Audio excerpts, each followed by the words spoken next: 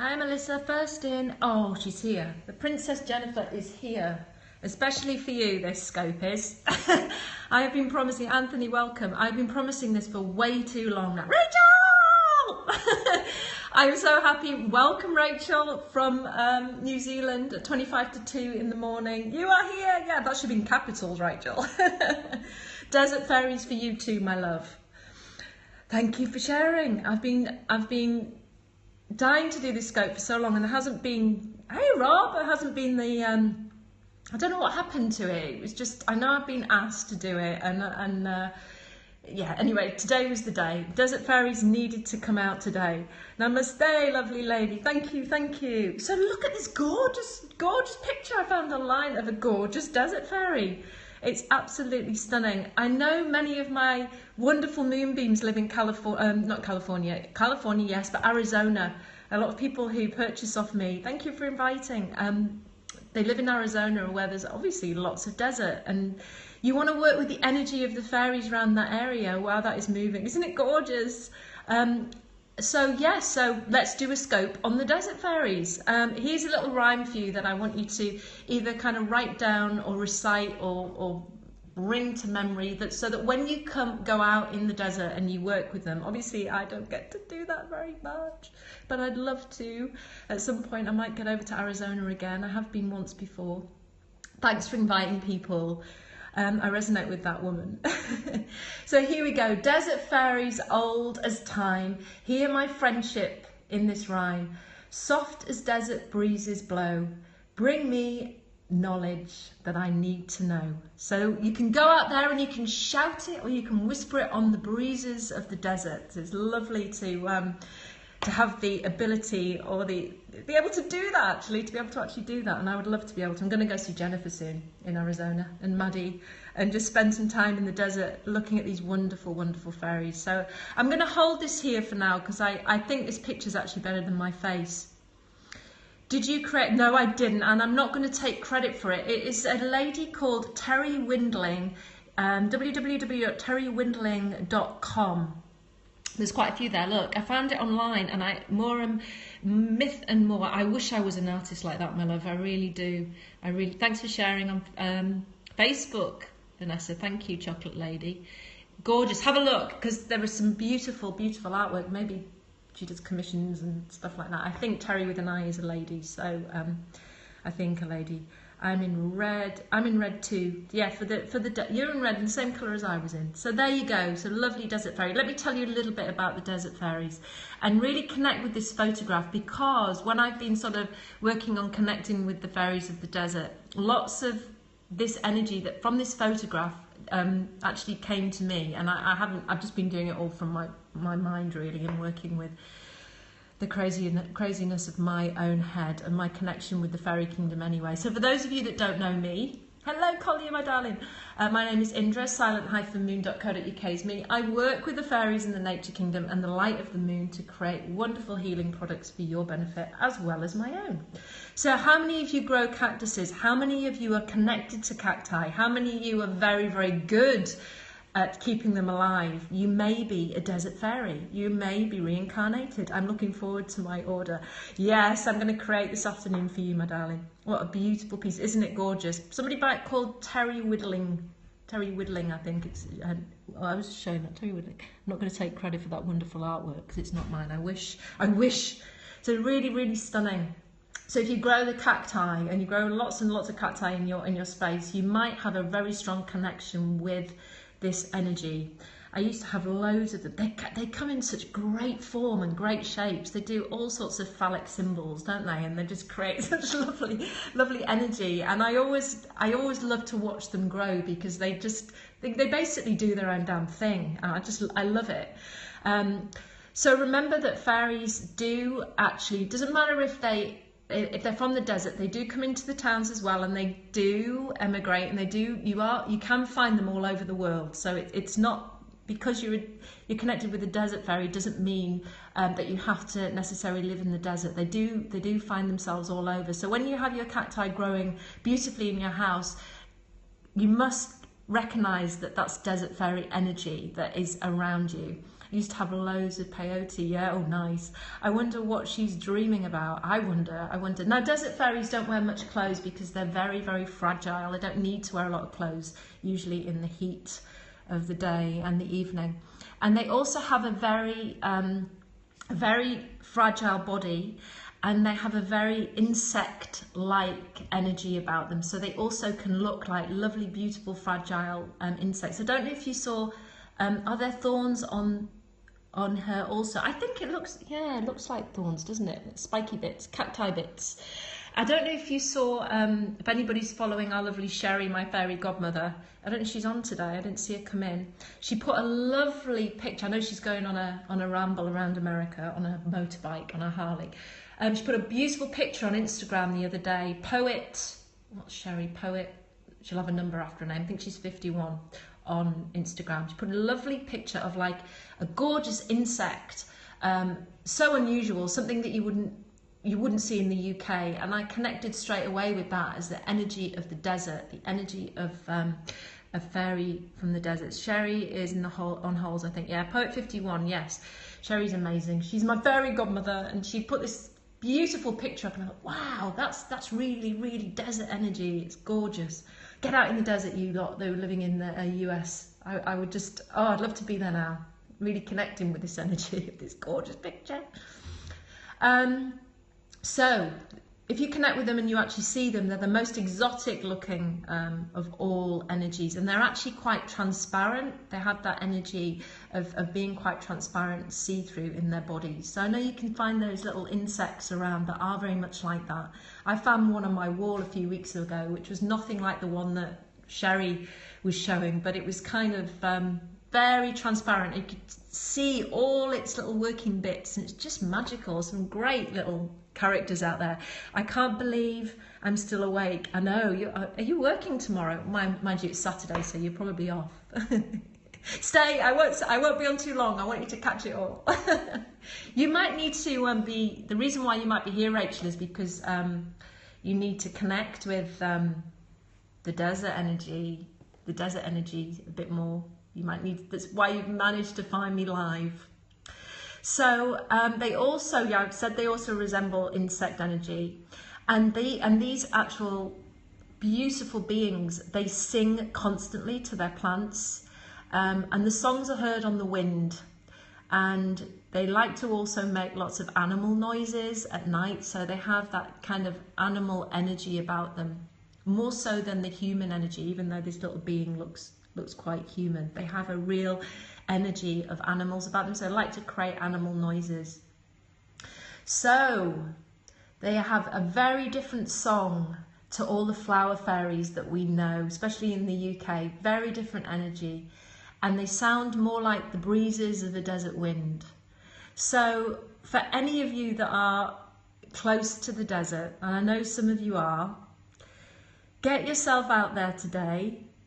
Take a few moments just to write down that rhyme that I said at the beginning. I'll say it again so you can write it down. I could actually write it on the Facebook post, so you don't have to constantly replay it. Desert fairies, old as time, hear my friendship in this rhyme. Soft as desert breezes blow, bring me knowledge I need to know. And fairies they always like rhyme. They love to be spoken to and sang to. Sorry, I'm burping. In rhyme. So yes, especially for you, my lovely Princess Jennifer, you need to get yourself out there with Maddie and really connect with the energy of the desert. And I know we were talking yesterday, I'll turn this around now.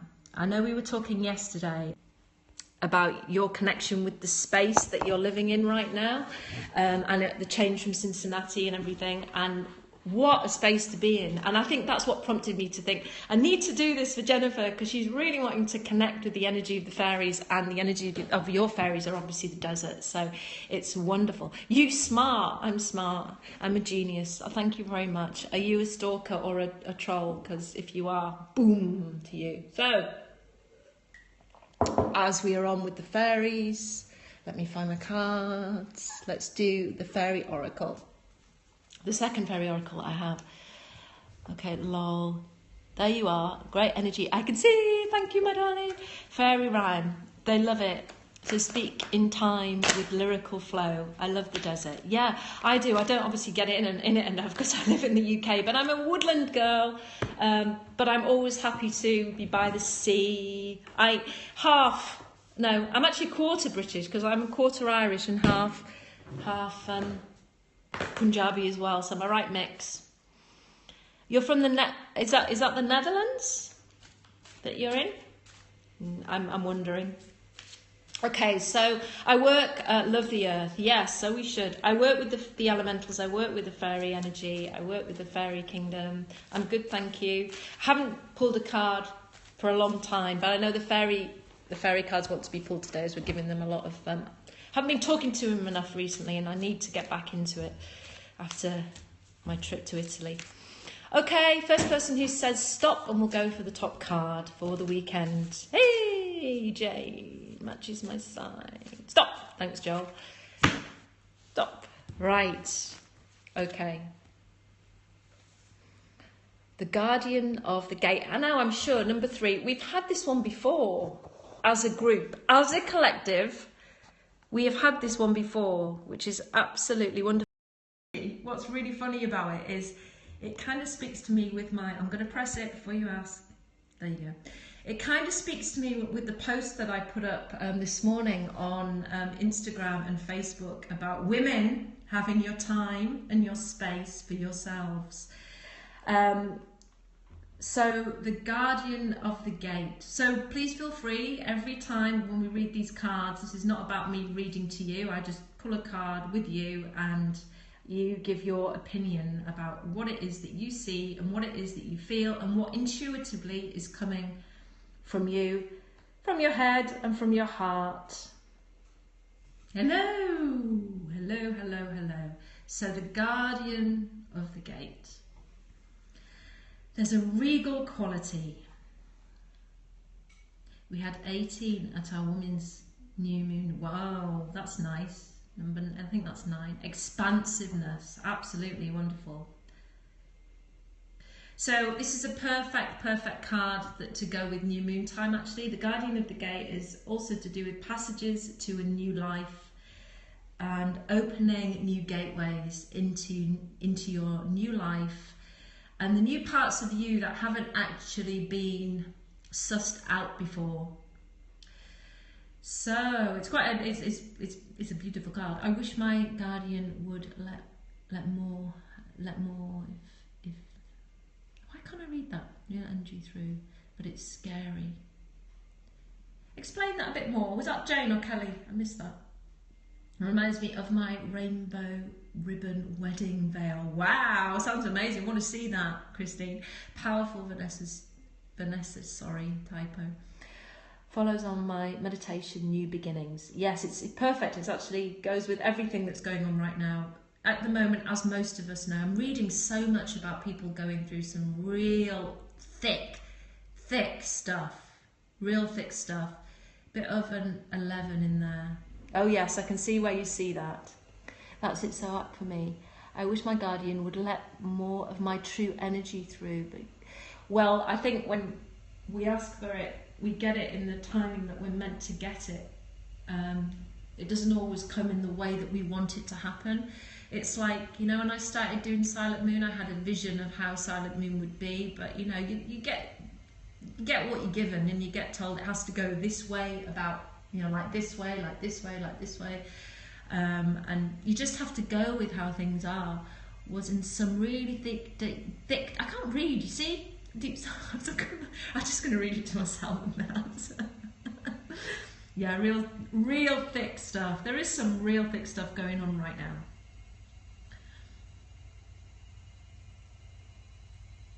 Right. Okay. So what I see here, what I see within this card, I'm not wanting to read like Joel because he's just an amazing reader. But what I see from this card is the feeling of, like, what I get from it by looking at it. I see 2 passages and I see 2 choices here.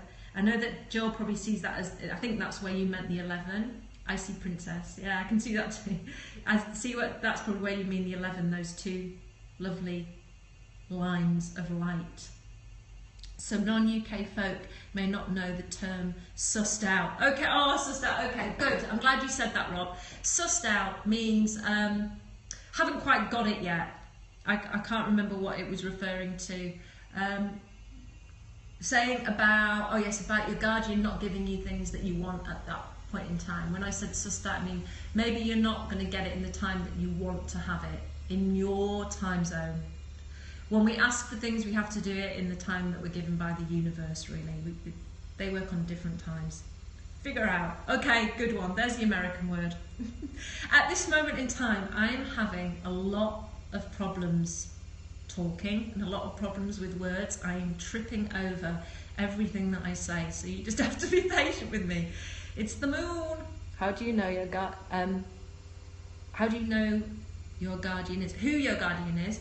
Well, I'm guessing it's just a connection. You work it out throughout time, you work it out throughout working with spiritual energy.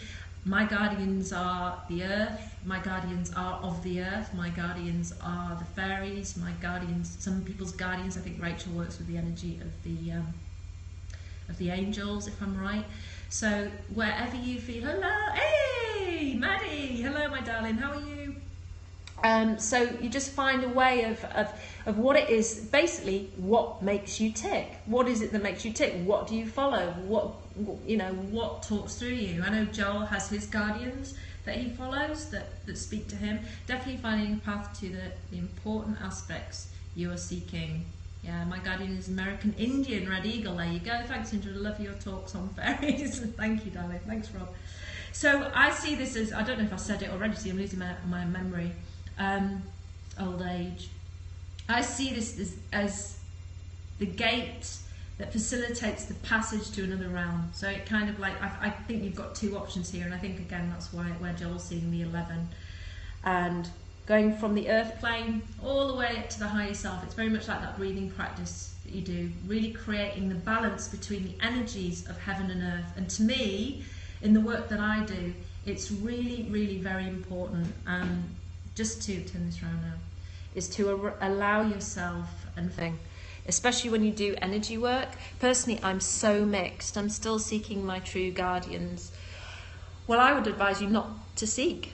just be, as I always talk about, be with your wonderful mess. Be with the energy of who and what you are. Do the meditation that I did on Wednesday. On the other side of the veil. Yeah, I'm there. Be with who you truly are. Feel your I know Joel was talking about present moment and being in the now, and I really got with what he said, but feeling within yourself to me is really important. Connecting with who you really are is really important. And by connecting with who you really are, you will start to see what it is that makes you tick. They will come to you if you listen to them. Yeah, absolutely. Be with what's here. Sorry if you can hear my washing machine going off. As many of you know, I'm not a follower because I'm not a guru follower. I'm also a watcher and a listener of Eckhart Tolle. And the reason why I listen to Eckhart Tolle is because I just find him very easy to connect with, because he's got a very gnomish energy. He's very elemental to me. That's why I connect with his energy. He doesn't have a problem with sharing laughter and the fact that spirituality is fun. It's not really anything to be serious about. There's too many gurus out there that are putting too much pressure on people to I mean, I worked with a guru. His energy was shaped with our story, absolutely. I worked with a guru once, giving no names, and I watched him shout at somebody for actually making what he classed as a mistake because they weren't growing or finding it very easy to grow through some blocks spiritually. And I watched him shout at somebody, and I just shook my head and just thought, wow, that's pretty disgusting. And I can't work with that energy. Follow Indra here, she does amazing meditation. Well, the meditations are getting a lot of woo-woo today. Yeah, well, it stopped me following him, I can tell you that, Christine. I went home and just went, I'm not having it. And again, there's a lot of stuff going on about, I know Joel talks a lot about dogma, and Joel, you should do a scope about your dogma stuff and your dogma detox stuff, because I think that would benefit a lot of people who are slightly lost. People grow and open at their own pace. Yes, they absolutely do. It doesn't matter how old you are. It doesn't matter how young you are. Some people are walking into this life like Maddie there. She's very, very aware. She's very conscious. She's 13, and she's very knowledgeable about what it is that makes her tick. She might not say she is, but I know she is because I've worked with her, and she's amazing. I've got a daughter who is very, very similar. Dragons are coming again. Yes, now to so call on them now. We need some of their fire. I come from a religious background, so yeah, that was all fire and brimstone. Is it Catholic? Yeah, me too. Sorry, all you Catholics. I have nothing against you. I was baptised, but hey, it shit on my life. It really did.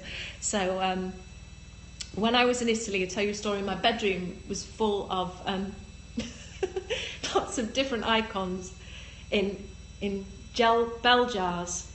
Oh no, I'm evangelical. Okay, I had a lot of what were they, like icons in bell jars all over the place, and it's Italy, and that's all good and wonderful. But I couldn't sleep in the room because as a child I went to a convent. I was expelled. No, I wasn't expelled. I was bullied at the convent, and I had a childhood. My first years of being, you know, in school were run by nuns, and that's quite a difficult thing to do, and to kind of escape from that was very, very hard. So I can enter a Catholic church, and I'm very, very open to what is and being there, and I do find it still very much a place of peace. Oh, okay, you were born Catholic too, and I can sit there and I can be very open about the religion, but when I'm in a bedroom in a place where I need to sleep, surrounded by icons in bell jars, I couldn't sleep. I didn't sleep for the whole 7 days I was there because there was rosary beads hanging off the wall. I actually had to take them down. I felt quite rude, but I actually had to take them down because something within me has been sort of tugged and pulled, and it's got a lot to answer to, the Catholic Church, in my eyes. I went to Catholic school all my life. Yeah, gosh, I feel lucky that I escaped from the sense of humour. No sense of humour, no. I just can't handle the anger and the well, there's a lot of that, my darling, a lot of that. So again, there's a lot of us being in very similar situations. We tend to attract people to us who have been in similar situations, and it's absolutely wonderful that we can. And I do remember the time that a nun hit me, and it was like, I look at it now and I just think, wow, you know, it's tough. My mother and father went to convents. If you see, they're fighting back, the nuns. Me too. And mind you, I looked at my beautiful school, because it was beautiful, and it was in a lovely place, in a place called Richmond in North Yorkshire in the UK. Not very far from here, about 30 miles from where I live now. You can learn to take down and defend you have erected, yeah. And they made it all into flats, and it was awful to see it made into flats. And I can go into a Catholic church now and I can recite the full mass, and that's how much it gets into us. My knuckles with a root. Oh yeah, we're getting whacked, yeah. I can go into church, the mass can start, and I can just reel it off. Even though I don't go every week, I can still stand there and do it all. I can recite the creed, I can do the Our Father, I can do the Hail Marys, I can do everything, just like. So that's how much it gets. Yeah, that's how much it gets into you. I've had to break this down, hence why I'm a massive fairy lover.